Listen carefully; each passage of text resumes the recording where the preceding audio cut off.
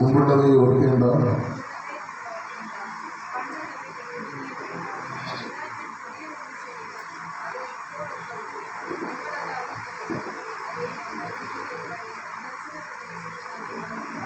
ദൈവനാമത്തിൽ മുഖത്തുണ്ടാകേണ്ടിരിക്കുമ്പോൾ എല്ലാവരും വന്ന് അവരെ പ്രാർത്ഥനയോടെ ദൈവാശ്രയത്തോടെ ഒരു ദൈവശബ്ദം ദാവീദാത്മന്റെ കൂട്ടായ്മ നമുക്ക് നൽകി തരുവാൻ ആത്മാർത്ഥമായി പ്രാർത്ഥിക്കാം. ഇത് മാറുന്ന ലോകത്ത് മാറാത്ത ദൈവത്തിൻ്റെ വചനമായിട്ട് ദൈവസന്നിധിയിൽ ജനത്തിനൊരു കഥാവ് നൽകിയ ഈ അവസരത്തിനായിട്ട് സ്തോത്രം ചെയ്തുകൊണ്ട് മുൻപുകളെല്ലാം ഇടപെട്ടുകൊണ്ട് വളരെ വേഗത്തിൽ തിരുവനന്തപുരത്തിലേക്ക് ശ്രദ്ധയെ കൊണ്ടുവരുന്നു. ഇന്ന് രാത്രിയിൽ കർത്താവ് നമ്മോട് സംസാരിക്കാൻ പോകുന്ന ഈ വചനത്തിൻ്റെ തലക്കെട്ട് our God is a beginning of new beginning. Our God is a God of a new beginning.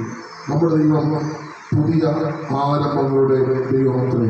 നമ്മുടെ ദൈവം പുതിയ ആരംഭങ്ങളുടെ ദൈവമത്രേ. ദൈവത്തിന് സ്തോത്രം.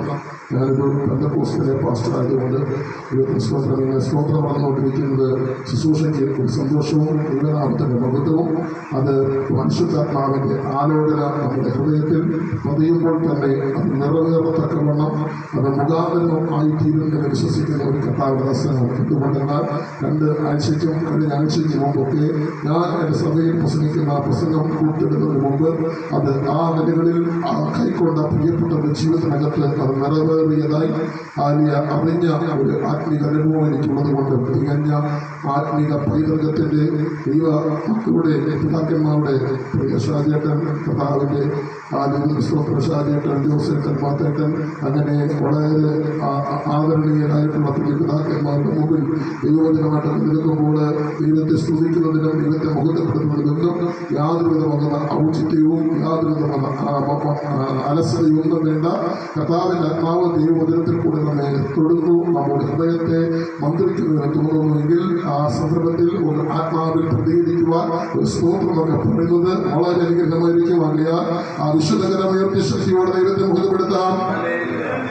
2025 ആണ്ട് ഡിസംബർ 31 നമ്മെ വിട്ടുവിട പറയുന്നതിന് മുന്നമേ പ്രവചന ആത്മാവിൽ ഈ രാത്രിയിലെ യോഗത്തിൽ ഈ കുടുംബത്തോട് കൂടി വന്നിരിക്കുന്ന പ്രിയപ്പെട്ടവരായ ചിലരോടും എനിക്ക് കൈമാറുവാനുള്ള ദൈവികതോട് നിങ്ങളുടെ ജീവിതത്തിനകത്ത് ചില പുതിയ ആരംഭങ്ങൾക്ക് ദൈവം തുടക്കം ഇടുന്ന ആണ്ടാകുന്നു ഈ 2025 ആണ്ട്.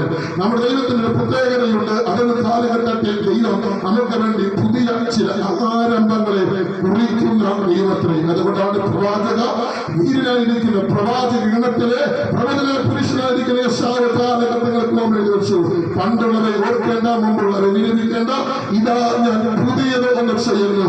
എന്റെ ആയുസ്സിൽ, എന്റെ ജീവിതത്തിൽ, എന്റെ കുടുംബത്തിൽ, എന്റെ തലമുറയോടനുബന്ധിച്ച് പുതിയത് ചിലത് കർത്താവേ അങ്ങ് ചെയ്യണമെന്ന് ആഗ്രഹിക്കുന്ന ദൈവമക്കൾക്കായി ഞാൻ കർത്താവ് സ്തോത്രം ചെയ്യുകയാണ്.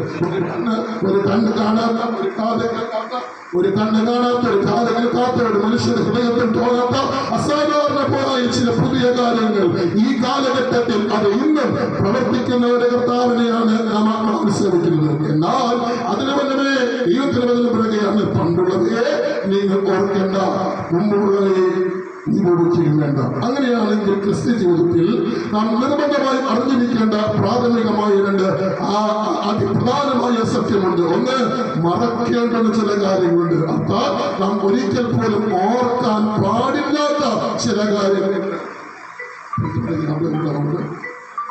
മറക്കേണ്ട ചിലതുണ്ട്. ജീവിതത്തിൽ ഒരിക്കൽ പോലും ഓർക്കാൻ പാടില്ലാത്ത ചില കാര്യങ്ങളുണ്ട്. മറക്കരുതാത്ത, ഓർക്കേണ്ട ചില കാര്യങ്ങളുണ്ട്. അതിന് കൂടെ വരുന്നുണ്ട് മറക്കാൻ പാടില്ലാത്തത്, ഓർക്കേണ്ട കാര്യങ്ങളും ഓർക്കാൻ പാടില്ലാത്തതുമായ കാര്യങ്ങളുണ്ട്. അങ്ങനെയാണെങ്കിൽ ഓർക്കേണ്ട കാര്യങ്ങൾ എന്താണ്? ദൈവത്തെ സ്തോത്രം. തിരുവചനം പറയുന്നത് ദൈവത്തെ മറക്കരുത്. സങ്കീർത്തന പുസ്തകം 55-ാം അധ്യായത്തിനകത്ത് 50-ാം അധ്യായത്തിന്റെ അവസാന ഭാഗത്തിൽ അവനിങ്ങനെ വായിക്കുന്നു, ദൈവത്തെ മറക്കുന്നവരെ ഓർത്തുകൊള്ളുകയും എല്ലായെങ്കിൽ അവിടെ നമ്മെ കീറിക്കളയും വെടിവെപ്പാൻ ആരും ഉണ്ടാകുകയില്ല. കാലഘട്ടത്തിന്റെ കടന്നുപോക്കിൽ ദൈവത്തെ മറന്ന ഒരു ആര്യ ക്രൈസ്തവ ലോകത്തെ ദൈവസഭ തലമുറകളെ എത്തിച്ചേർന്നുകൊണ്ടിരിക്കുന്ന ഒരു വല്ലാത്ത പരിസ്ഥിതിയിൽ ഇവിടെ ഇരിക്കുന്ന എല്ലാ പ്രിയപ്പെട്ടവരും, വിശേഷ യുവാക്കന്മാരുടെ, യുവതലമുറയോട് ഓർപ്പിക്കാനുള്ള ഒരു ദൈവിക ദൂത്, ദൈവത്തെ മറന്ന് ഇടത്തോട്ടോ വലത്തോട്ടോ പോകുവാൻ നമുക്ക് ഇടവരരുത്.